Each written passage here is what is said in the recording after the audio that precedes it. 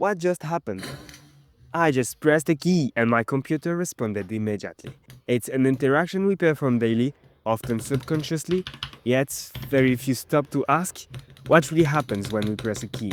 As a computer science student, understanding this process means exploring microcontrollers, matrix circuits, firmware, and human-computer interaction. Let's break it down.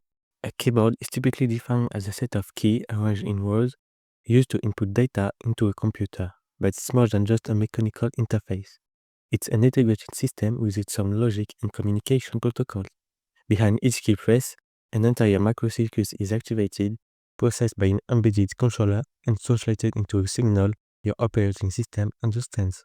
In this video, we aim to explore three main ideas: the process triggered by a simple key press, the diversity and evolution of keyboard technologies, and a detailed view into the hardware and software that underpin keyboard functionality. The keyboard, common yet technically sophisticated.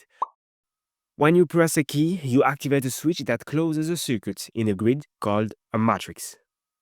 A small processor inside the keyboard detects which key was pressed based on the coordinates of the grid.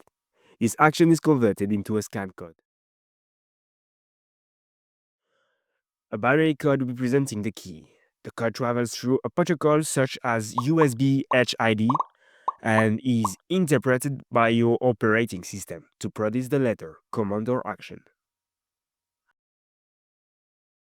Keyboards come in many shapes, price, and technologies. You can find extremely affordable models with basic rubber dome switches or high-end mechanical keyboards that are customizable and built for performance.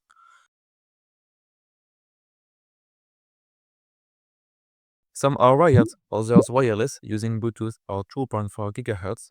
The more advanced models offer faster response times, programmable layers, and firmware support for deep customization.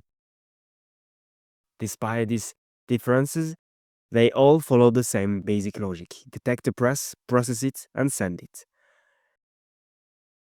The hardware includes the switch matrix, a printed circuit board, and a microcontroller.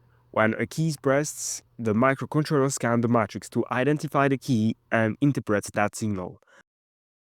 On the software side, the firmware controls how signals are processed. Open source options like QMK allow users to configure behavior from macros to lighting effects. Meanwhile, operating systems rely on drivers to process these inputs and map them to functions or characters.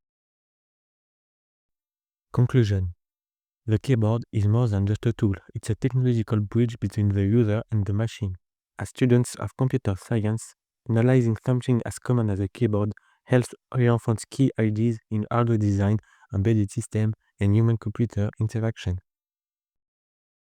You could take this further by flashing your own firmware, building a custom keyboard, and analyzing input latency.